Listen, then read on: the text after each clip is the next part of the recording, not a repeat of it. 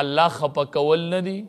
حدیث مبارک کې راځي د ټولو نه بدترین خوراک، د ټولو نه ناکاره خوراک دا هغه واده دی، هغه ولیمه ده، هغه د واده روټۍ ده چې هغې ته مالداران روبللی شي او غریبانان پرېښودلی شي.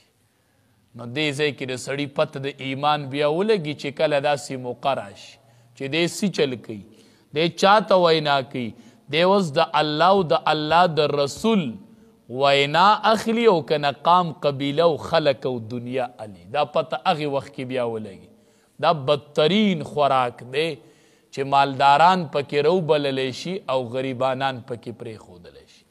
د غم موقع راشي ته ورته وایي صبر کوه، صبر وایي دا پتا نه دي راغلي، نو ته ورته وایي د الله د رسول حکم دی چې صبر کوه.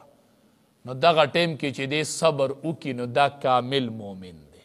پته ولګېده چې دته الله او د الله رسول زیات محبوب دی چې دی وای انا لله و انا الیه راجعون. حدیث مبارک کې راځي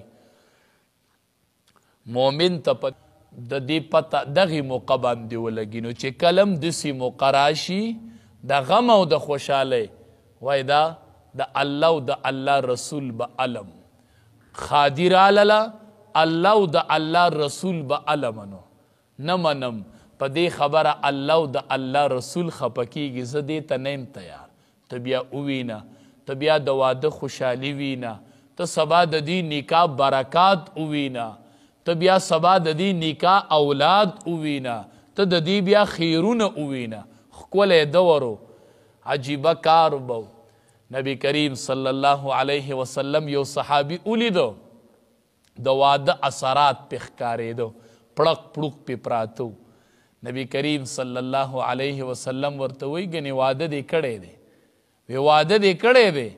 د واده اثراتو پې او د الله حبیبه واده مې کړی.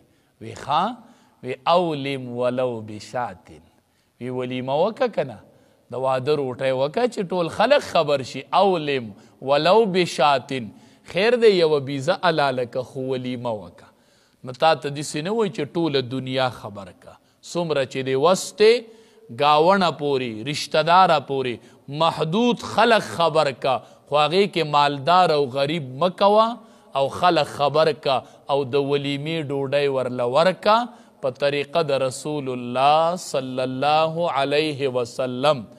نو خلق خوشحاله شو، د الله او د الله رسول خوشحاله شو. نو مالداران دې راوغوښتل او غریبانان دې پرېښودل.